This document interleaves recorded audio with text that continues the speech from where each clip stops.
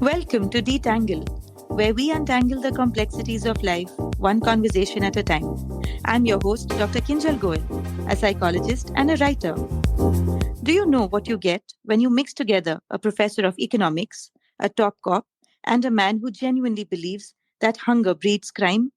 You get Roti Bank, an organization where the investment is pure love and the returns are pure joy. Welcome, Sivanandhan, sir. It's such an honor to have you with us today. Good morning, ma'am, and thank you so much for inviting me for this chat this morning.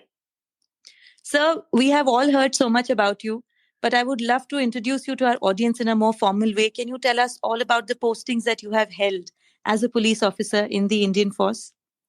Ma'am, I was born in Tamil Nadu, Coimbatore, 1951. So that makes me all of 72, 73 years now. I have been working non-stop for almost 49 years now. So that's a kind of a happiness that gives me. I started as a professor in 1974 and then joined as an IPS officer. And I was given this Maharashtra cadre in 1976. And after the initial training, I've been working in Maharashtra non-stop. So I'm a full-fledged Maharashtrian now. I speak Marathi, read, write, everything. I deliver lectures also in Marathi. So I'm so happy about it. How lovely. I worked in the IPS all over the state of Maharashtra in various capacities as Superintendent of Police, Satara, Sindhudurg, Latur, and DCP in Pune twice. Later, I got an opportunity to get my career shaped by joining the Intelligence Bureau for 6 years. That was 87-93. That actually gave a fantastic anchoring for my career in future. Then I was Additional Commissioner of Police Crime when that infamous 1993 March 12th bomb blast had taken place. Right. So I was also helping in the investigation as Additional Commissioner of Police Crime. Then I went to this Naxal affected area of Nagpur, Gadchiroli, and Bandara, Gondia, Chandrapur, and all that. That was a 3 years period. After that, I got a promotion as an IG, Inspector General of Police, and came as Joint CP Crime in Mumbai. That was the peak of my career, actually. That was a challenge where this mafia ruled Mumbai, and there were 101 shootouts in a year, and I was given the problem on a platter. Now you solve it better, was the challenge. Then I solved it. So last 22 years from 2002 to now, there is not a single shootout from 101 to 0. I brought and maintained it for 22 years. That's a challenge which I faced and delivered the result also to Mumbai. From there, I went as joint director CBI covering Rajasthan, Gujarat, Goa, Maharashtra. That is called Joint Director West Zone in the famous CBI. Right. So I had IB, I had CBI, I had Naxal affected area, and 6 years of crime branch. That was the thing I had. Then I worked for 6 years as the additional Director General of Police, the rank of Commissioner of Police, Nagpur, Thane, Mumbai. Mumbai I joined after the 26/11/2000 attack, 2008 attack, 26/11/2008 attack. Right. Then I became the Director General of Police and retired on March 2011. Since then, I've been doing more work than before because I worked in the National Security Council Secretariat under the Prime Minister's office for 1 year. That was for studying the internal and external security scenario of the country. I went length and breadth of this place studying that subject. And then I worked with Dr. Raghuram Rajan as his chief security advisor for the Reserve Bank of India when he was the governor. Then I also work in about 10 companies as independent director. And I also work in 15 NGOs as a trustee for returning to the society whatever they have given me, the love, affection, and respect, and all that they had given, I'm returning. And I also run one NGO called the Roti Bank, where I'm the managing trustee and founder. So far, we have given 1.3 crores of free meals in India. Is beautiful. But this Roti Bank, I want to know more about as our conversation flows.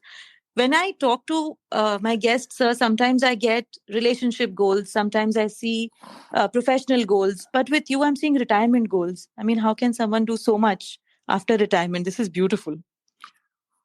Ma'am, my answer to you is there is nothing called retirement life. Only you leave this body and go up in the heavens, if there is any. So retirement is just a change of job. That's all, from the government, from the police to some other job. So where from I have retired? I have not retired from life. So I'm going to work like this until the last breath. So I'm going to give back to the society and then enjoy the pleasure of giving to those people who can't afford to live their life peacefully, comfortably. How beautiful. So, sir, I read in your bio that you were a professor of economics when you started, like you also just mentioned. So, was IPS ever in your dream or was it something you aspired for? Never, never, madam, never, never, never. What happened was, as a child, I was brought up to become a professor. I was called a professor because I was very keen on reading and doing that activities related to reading, writing, speaking, and things like that.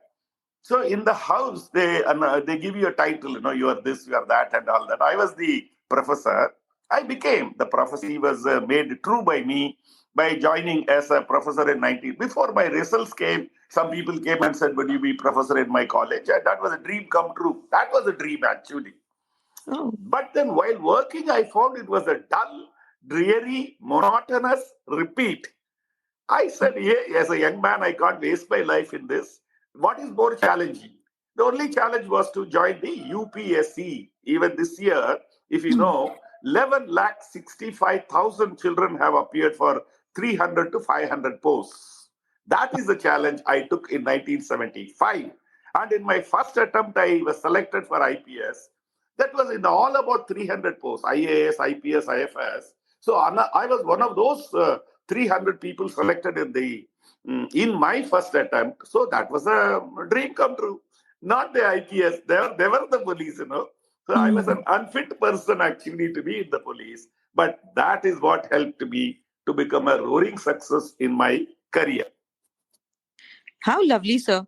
So, you've worked in so many niche areas of law enforcement. Like you said, you've been in intelligence, in CBI, you have worked as a commissioner in so many different places. Which area was the toughest for you to work in personally? Ma'am, that I mentioned the year 98, 2001 Hmm. as Joint Commissioner Police Crime was the toughest and the most challenging. Mentally, you are a psychology related doctor. Hmm. That was draining mentally. One could have done the worst possible thing either to the others or to oneself. That was a very, very taxing period. I'll tell you in short. I had worked in the Naxal affected area where one could have been ambushed, or one could have been shot, or one could have engaged in a battle with the Naxalites and one could have been killed. It didn't happen, but then I succeeded there in a great measure. That apart, when I was selected and handpicked, you please remember the mafia of Daud Ibrahim, Chota Rajan, Arun Gavli, Amar Naik, and Ashwin Naik, and all of them and Haji Mastan, Karib Lala, all of them ruled Mumbai from 1940, 50, 60, 70, 80, 90, and 2000. So in the year 1997, some incident took place. So the Mumbai police were stopped from doing whatever they were doing. Because of that, the gangsters got emboldened, and the encounters had nothing to do with the stopping of them. So they went and did the encounter. The gangsters went and shot the businessmen like, let us say, Gulshan Kumar, Sunit Hmm. Katao, Builder Vallabh Tucker, and OP Kukreja, and various people like that. Even this Ritik Roshan's father was shot in his arms. No, he's alive, Rakesh Roshan. But this was all for extortion. And people, blood was flowing on the streets. As I mentioned, every 3.5 days, one man was shot in the year 1998. Oh my Now, I God. came halfway through. July 1st is the date I joined here. From the jungles of Gadchiroli to the jungle of Mumbai, concrete jungle of Mumbai. And I was just given the problem, and now you face it. I had to build up a team, build the confidence, and give them the wherewithal, the training, the morale, the resources, and the energy to go and chase and face them, and bullet for bullet, face to face, arm to arm, whatever happened, they came out together and brilliantly solved the problem. That was the biggest challenge I have faced, madam. But as luck would have it, God was kind, and I was also morally very superior, and I maintained a complete, all through my career, a non corrupt profile. So my people took the support of the umbrella of the protection which I could give. And I told you, from 2002 to now, there is not a single police shootout or the criminal shootout in the great city of Mumbai. All the buildings have come up, the car sales are going up, marriages are happening, people are living happily ever after. But this was not happening in the year 97, 98, 99.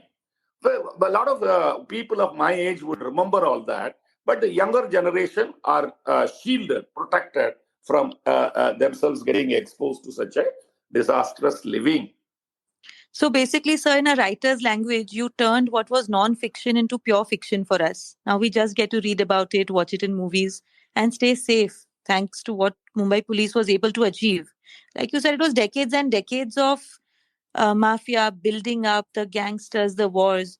But now all we have is memories, which is good. We can keep it.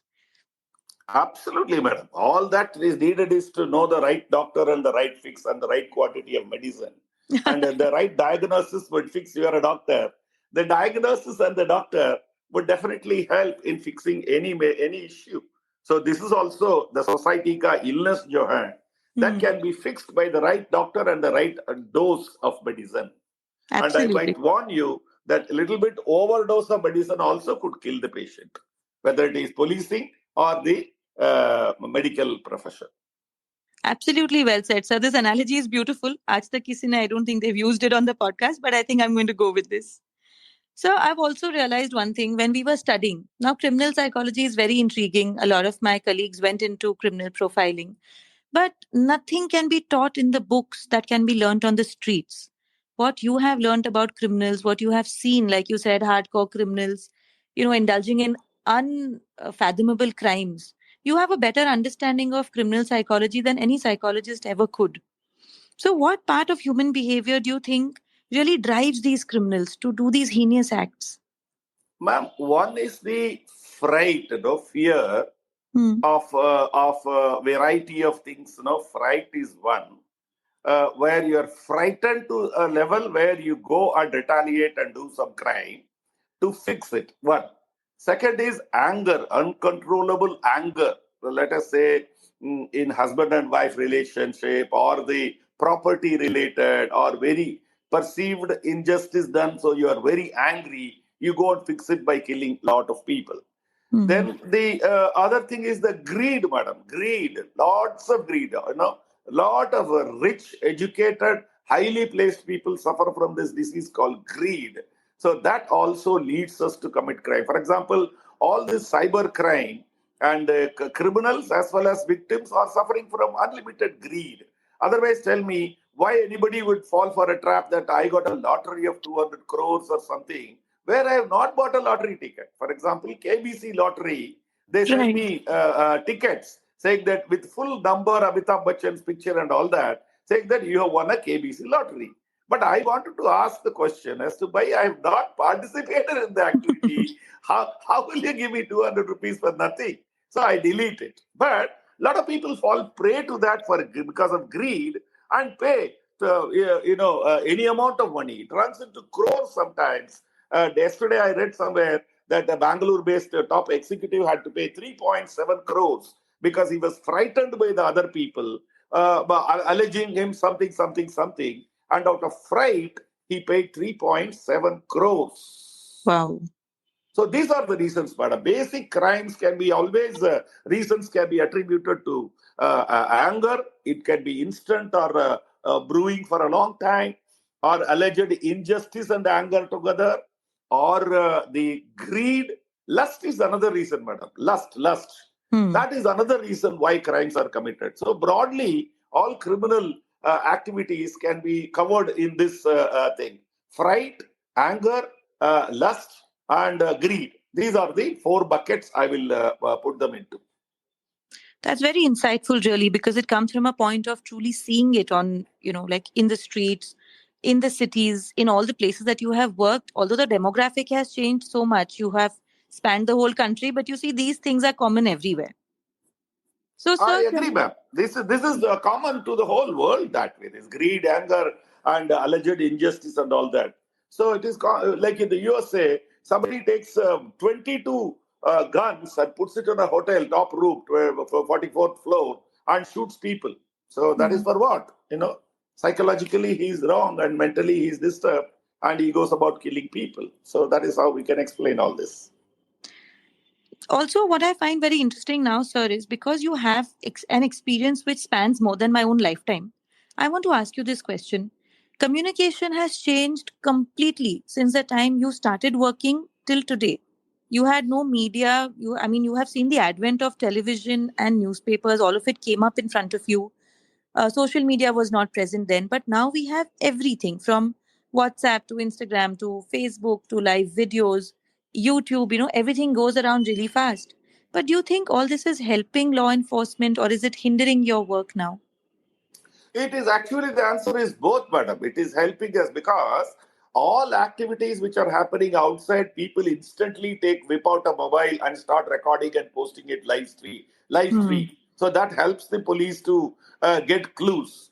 Then we have also got thousands and thousands of CCTV cameras all over the place. That is also covering.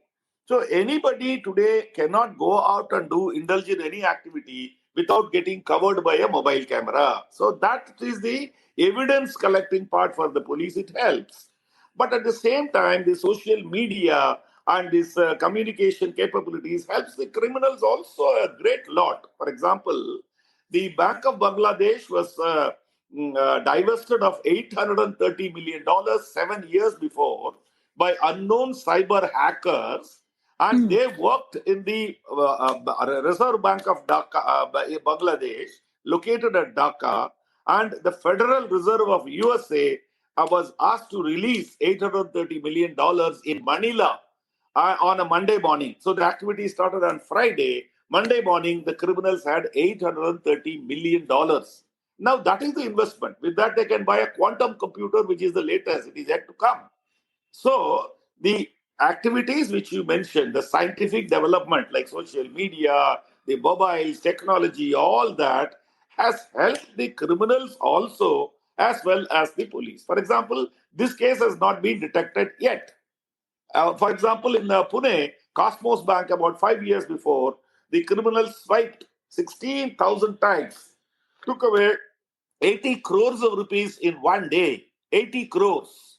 Wow. And they gave a gap of 3 days, another few swipes, another 14 crores gone. That is 94 crores in all, and the case is not detected.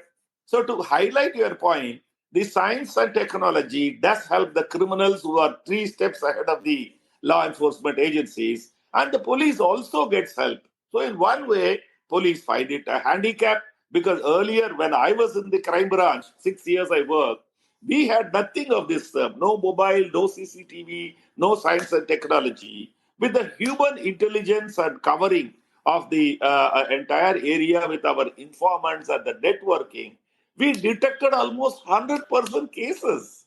But today, cops come and ask, oh, where is the CCTV camera? Where is inside your house CCTV? And where is your mobile recording? All the If it is not there, we don't know how to detect the case. So the evolvement is positive, negative on both sides. The criminals have evolved in a big way. The police have also evolved, revolving around this science and technology assistance. But I want to say that we can't be depending upon science and technology. We have to use the good old technique of investigating by hard work on the ground. That's it, man. True. So the whole ecosystem has evolved and everybody has to evolve with it while retaining the power of the past. That's what makes a true cop a top cop. True, Um, ma'am. I agree. I agree there. I agree with you there. sir, I want to now come to the most beautiful part of what I have learned about you. You have always believed that poverty and especially hunger can lead to a person committing horrific criminal acts. and this has motivated you to start the Roti Bank in 2018. Please tell us more about this initiative. How did it come about and how is it going now? Ma'am, in the year 1966, 65, 67, India suffered a horrible food shortage, the crisis. That's where Lal Bahadur Shastri, who was the PM then, said, Jai Kisan, Jai Jawan. Mhm. And he requested people to forego one meal on Monday evenings, So that all many people may not remember. That was because of the food shortage. Then Indira Gandhi went to USA and asked for, no, I mean, it was not Indira Gandhi, it was Lal Bahadur Shastri time. Then PL 480 was the scheme under which US was giving us tons of wheat. And then that was given to people. So people were going without food and hungry. They were going hungry. I have seen that as a young boy. And I Mm. was going hungry because of lack of food. Besides that, in the police, I have seen, for example, in the jungles of Gadchiroli, the Adivasis, they literally have no access to money, food, means, and so many things. I have seen them eating red ants with salt, crushed. They eat it there, and they hardly have any clothes to wear. They can't even cover their bodies. Women can't even cover their bodies fully because of this lack of purchasing power, and they were going hungry. So when I have seen this and how people could go to any extent to do anything, so that I mean, in Hindi they say roti, kapda, maka. That is the priority of life. You are a psychologist. The Absolutely. priority is first is roti. रोटी अगर मिल गया तब body में कपड़े है कि नहीं देखते हैं फिर कपड़े है तो ऊपर छत है कि नहीं देखते हैं roti, kapda, maka. So the basic need is roti. I believe that by giving nutritious meal, we can attract children to the school of the downtrodden variety. They will study, they'll qualify, they'll get a job, and they will upgrade themselves in life. That is a poverty alleviation program. That is what I thought we should do. But when I started, madam, actually, we had 200 million Indians going hungry, and we had 1.4 tons of food was wasted against each individual going hungry. So we had plenty of food, and that the distribution was not there. So I said, let us start a food rescue mission. That is, if you have a marriage in your family or a party or a get together, excess food is there. I gave a number 8655580001. You give a call to me. Within half an hour, my vehicle will come, pick up the food, and distribute in the neighborhood. For that, we had done hunger mapping, where all hungry people are there in Mumbai, and food could be delivered before it is contaminated, when it is fresh. This is how we began. We gave 5 lakh meals in 2018 and another 5 lakhs in 2019, and COVID came and entire gatherings and activities stopped for 2 to 2.5 years. True. That's it, ma'am. Now you tell me further what should I say? So, sir, this started off with taking food from parties, the leftover excess that we had in weddings. But now, what you're doing is even bigger. After COVID was over or it receded, there were still children who needed food. There was still malnourishment, which you tackled. So, tell us more about what Roti Bank is doing now. But what happened is Roti Bank taught us a lesson. One thing Hmm. was the challenge is that you can't get out of the house because of the curfew. Hmm. And you get affected by COVID yourself. My people and myself could get COVID and die. And the societies will not allow you to come back in the evening because you are working outside. And the red hot zone like Dharavi, Worli, and other places were very, very seriously affected places. So the challenge was whether we start working or stop working. I thought this is the time we have to grow. So I said we will hire, borrow the capacity of hotels like Midtown Preetham in Dadar, Hmm. one in Jogeshwari, one in Borivali. I started a kitchen in Chembur, Mysore colony. So 4 places I produced 47,000 meals in a day and distributed with the help of Mumbai police because they were the essential service, and we delivered 10,000 meals to Dharavi senior inspector. He will make a line, he will give that mask, he will maintain social distance and deliver the food.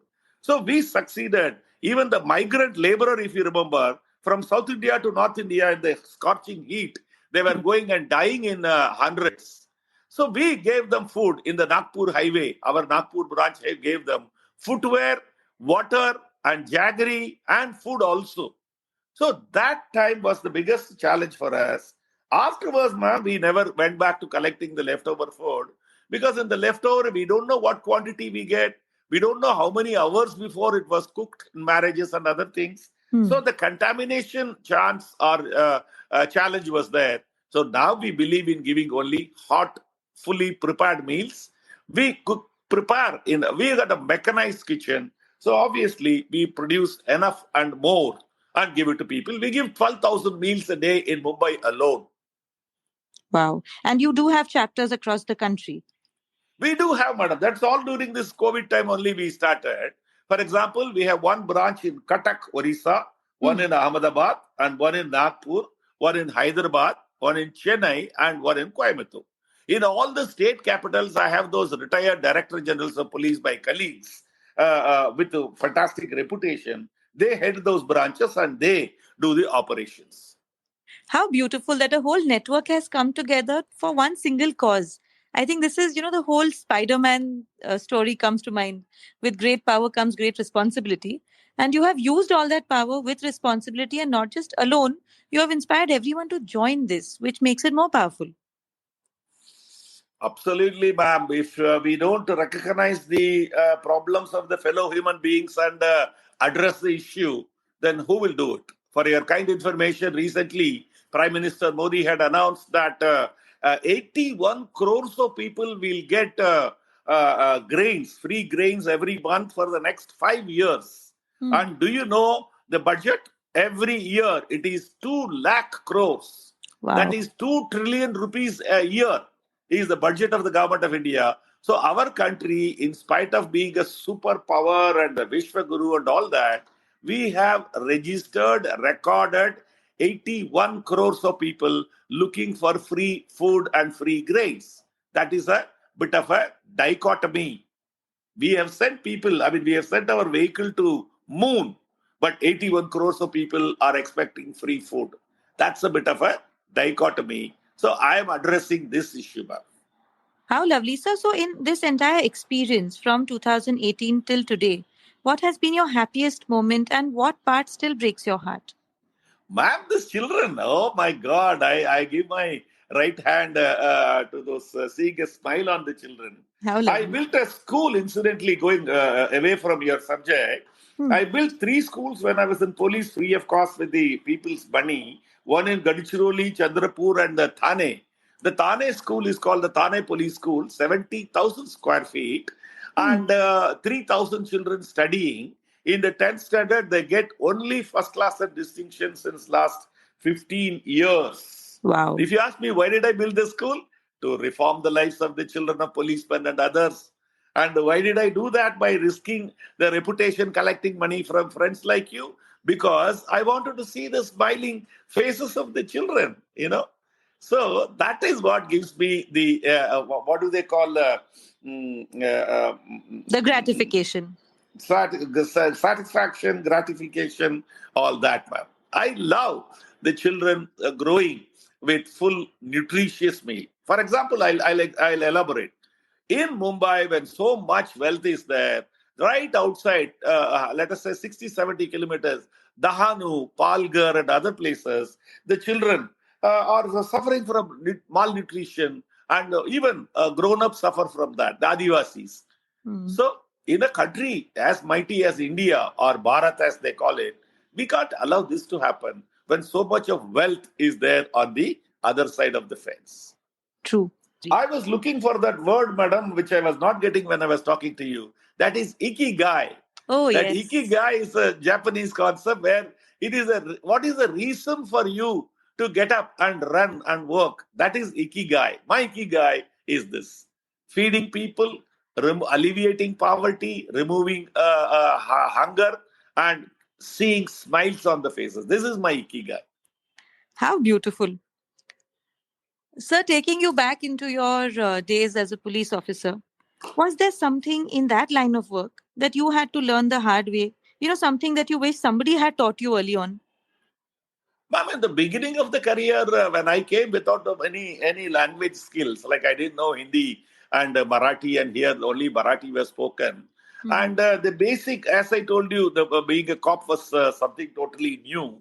So I had to learn all the practical skills of investigation.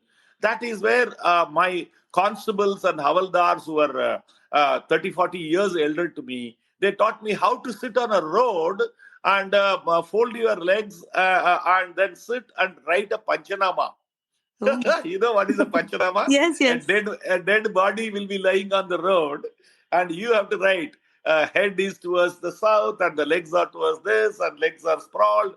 Body is lying this position, that position. Injuries are here, there, and all that. So Hmm. that is what is that training and teaching and learning and absorbing.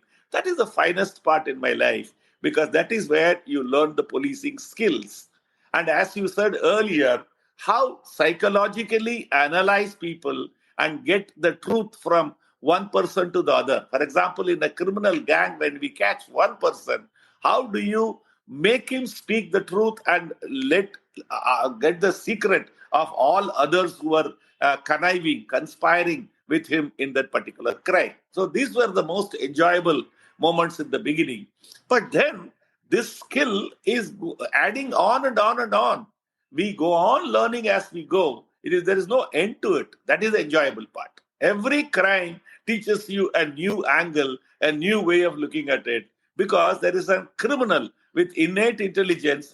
For example, this guy Shraddha Walker case, Hmm. Aftab, cut her into 35 pieces and put her in the fridge and then deep freezing and dispose the body part in Delhi, Noida, or wherever it is. Hmm. How did he learn this? By seeing a movie called Dexter. And repeatedly he saw and learned that and did. And after this was highlighted in the press, another case, Nikki and some Yadav case in Delhi was happened.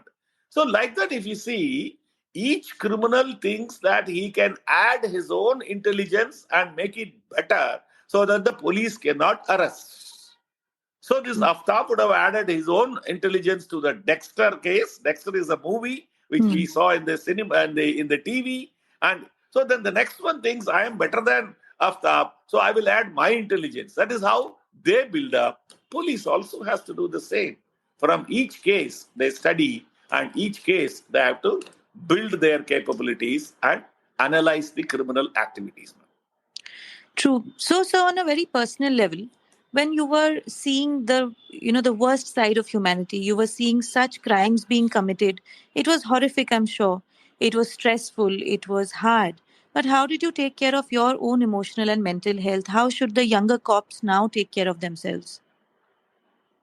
But the police, as you are a psychology related professional, police actually they suffer. They all are not ill equipped to handle this massive pressure of Hmm. the family, their police, and the seniors, and the politicians, and the press.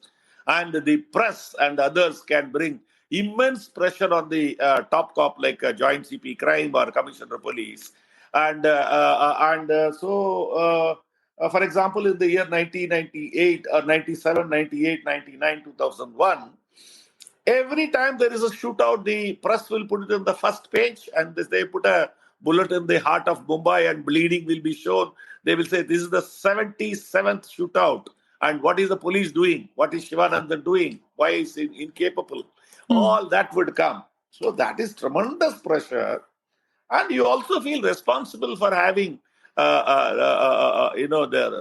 authority or the owner's responsibility of saving the lives of innocent people. So that is where the pressure comes. If you ask me how did I manage it, by managing it personally, maybe sometimes some music or some meditation or some early morning walk with the cold breeze on your face and get ideas to implement during the day, and also some good outlets like some programs or some music or entertainment and things like that. So that does give you a valve. But the darker side is, madam, many policemen would give themselves to this habit of getting addicted to tobacco Hmm. or drugs or violence, for example, beating up people on the road or in the custody, in the various things like that, or even extramarital affairs. These are all outlets for people who are working under pressure. These are not justifications, but I'm only outlining what is happening in the people, like police force, working under tremendous pressure. In my case, of course, I had this blood pressure and diabetes as a gift of this Hmm. hard time, that is 98 2001. So I'm still maintaining extremely good health by discipline, get up at 5 o'clock and sleeping at 9:30 and working all through the day. So no disease except this lifestyle disease called diabetes and this one. But then I have escaped the other disastrous consequences by reading philosophy, madam, spiritual. For example, Vivekananda or Paramahansa or Ramana Maharishi of the South India. These things did give a lot of solace that way. So you don't internalize all the problems and you analyze it as an external happening. Don't take it on your psyche and suffer. That's what I have learned. That is how I have coped. Well, that's a really beautiful and powerful message. I'm sure a lot of people will listen to this podcast and at least take this bit away with them and say, okay, this is something we can do, especially in the police force. Like you said, the pressure is there, the pressure will not go away, but don't internalize it. It's simple, it's effective, and it's very direct. So I'm sure it's very doable. So let me ask you a question that I ask all my podcast guests. We all keep a first aid box in our house, something, in which we'll keep a band aid, we'll keep some painkillers for those little minor cuts and bruises that we get during the day. Now, imagine you have a mental first aid box, something in which you can keep things which are very precious to you. It could be a photograph, it could be a song QR code, it could be a chocolate, but something that as soon as you open, you feel happy. So if you've had a bad day, you can come home and open your mental first aid kit.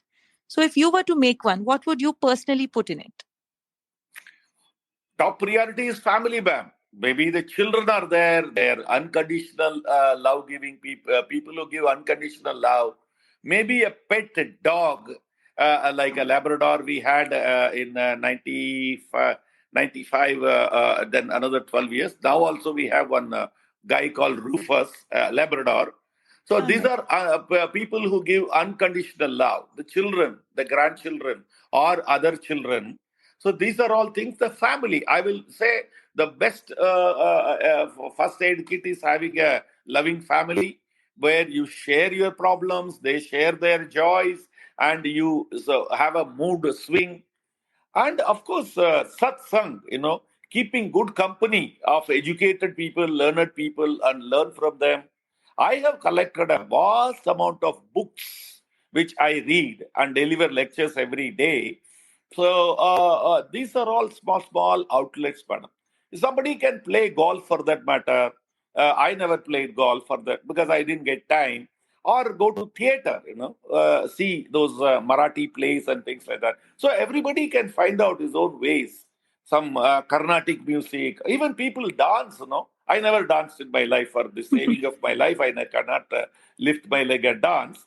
But then people could devise their own innocuous, non-poisonous ways of giving outlet for their hard feelings. I will prefer family, good friends, that is satsang, and the company of the educated, and the books, maybe some music, maybe some spiritual knowledge. All these things would be your first aid kit.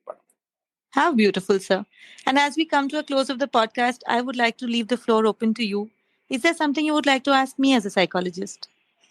Ma'am, you have to spend more time as to giving us, the police people, podcasts or messages, analyzing varieties of problems and how you could help them with some steps, like 4 steps. Do this, do this, do this, and you Mm. could be helped. Or even start a helpline for police so that they can reach out. When I was commissioner of police, because of the trauma of this 26/11/2008, asked one professional, Dr. Yusuf Machiswala, to be on the police doctors panel and be available for the policemen for counseling and all that. So I would ask you to start a bunch of professionals to be available on online basis for the policemen and their families to reach out and get counseling because they deserve help.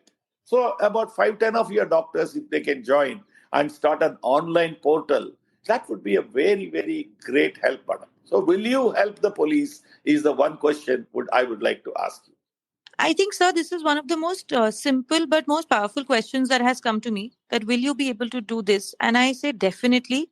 We always fall short of manpower when it comes to psychology, but in the way you've structured it, I don't think it is impossible. If we get together, have an online portal where we can do something on a regular basis, I would love to be a part of it. We've done it for doctors, in fact, during the pandemic. I dedicated 1.5 years of my practice only to helping doctors who were suffering from mental health issues. So, if we can do it for one group of people when they needed it, if we have identified that yes, the police force also needs help and will be better with it, then why not? I'm sure I can find like minded people to join in. We can start a portal and we can broadcast and podcast and use the social media so people will test and see whether it is helpful, and then it will become more and more popular. It can cover the entire Maharashtra, maybe the entire country. There will be thousands of people seeking help because it will be professional and free. So, Thank you this very is much for offering this help. no, absolutely, sir. But I think this is one of the most inspiring things about you. Throughout the time that I have spoken to you, I have never seen you as a person who identifies only problems. You are the one who is identifying solutions. So the problems everybody knows exist, but you're the one looking for solutions wherever possible. This is an inspiration that I think all of us need to take back with us, that as a single person, nothing is impossible. If I were to think today that I will start an NGO and be able to feed more than 1.5 crore children, I would say, oh my God, it's too big. I can't do it. But when I look at your journey, when I look at what you have accomplished as one single human being, it makes us all realize we are all enough. We can all do more than enough. So, a very, very big, personal note of gratitude from my side. I'm going back very inspired to do something which is bigger than that, than, what I think I can do. There is so much that we can contribute, and there's so much we can do as a group. You made a team, and your team worked in every single bit. So even we should do that. We should all come together, bring power to the table, and then see the change that happens. Thank you so much, ma'am. It has made my day very bright. And yes, I agree. Approaching everything through a positive angle or positive view brings us all solutions. And if we don't help others, who would help? That is my question. With that, I thank you so much and I take. Thank you so much for your time, sir. It has been a true honor. Thank you.